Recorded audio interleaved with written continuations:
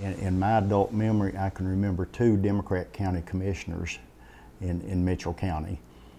So the fight is in the primary, and there's always a side issue that really doesn't, in my opinion, have anything to do with jobs or education or people's well-being. It's always the emotional issues, whether it's abortion, whether it's taxes, whether it's gun control, whether it's the marriage amendment, whatever it is, and that's what drives people. The fear becomes that someone's going to question your faith, that someone's going to be judgmental of you because you go against what they perceive as God's word.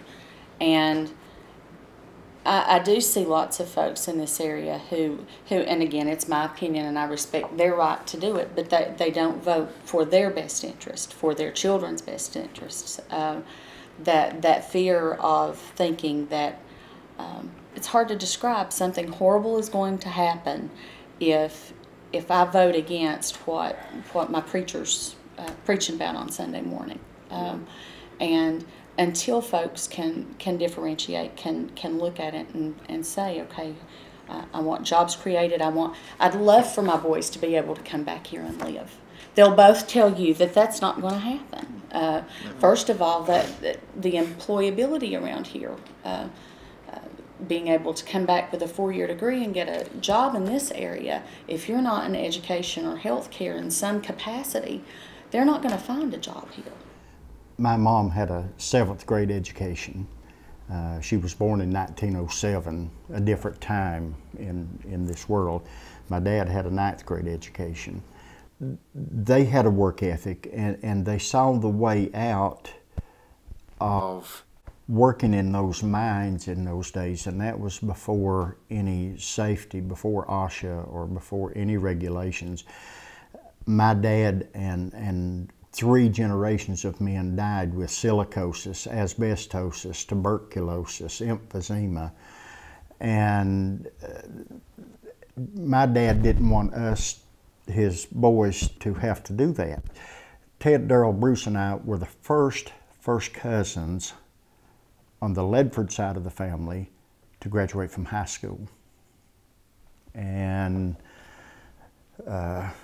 then the 4 of us have 2 doctorates, 2 masters, and Darrell a year beyond the masters.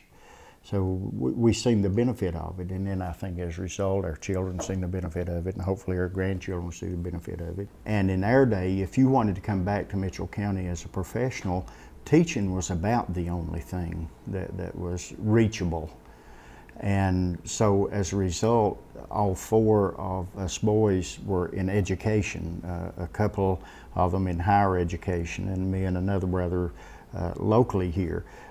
My wife taught, my 2 children went to school. Their other grandparents, their entire family was in education. That was the only way back as a professional in our time. And now even that door is being closed, and it wasn't just our family. I could sit here and name you in a few minutes 25 people in Mitchell County who were able to go to college because it was more available, whether it was loans or grants or scholarships or whatever, that would not have been able to have gone to college without it. And those are some of the more outspoken people supporting private vouchers and charter schools, and I don't understand that. I don't understand how they have forgotten where they come from. I can't wrap my mind around the damage that's been done to public education. And you know, we have a 20-month-old, or excuse me, Ben's how old, Jake? 15 months old. He is not going to get the education that these 2 boys got in Mitchell County schools. Higher class caps, classroom supply money, no textbook support. In Mitchell County alone, we're losing 7 positions with this budget, but they're screaming from the rooftops, we're giving you more money than we did last year, and they're not taking into account that the enrollment statewide is higher than it was before, that they're not taking into account benefits and retirement things that they're having to fund out of that specific budget, nor are they taking into account the $50 million they threw at private schools. it just is it's a very volatile time right now, and I do feel led that we have to come forward and say, no, it's not what's best for our children, my children, your children, our future grandchildren. We have to take a long, hard look at these policies. I think that the general public, I think if I stood up and started the speech I just gave you, well, you have benefits, well, you have insurance, you have a job, I don't have a job. 2 months off in the summer. You have 2 months off in the summer, and you know it's irrelevant that when you factor in the cost of living, that North Carolina is now 50th in teacher pay.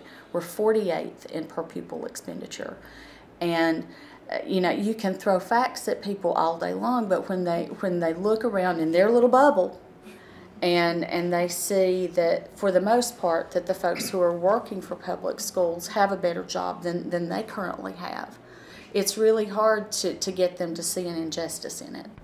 And I keep trying to tie it into something that will hook people, that will help folks realize, you know, this is unjust. It isn't fair. Your kid's being cheated just as much as my kid is.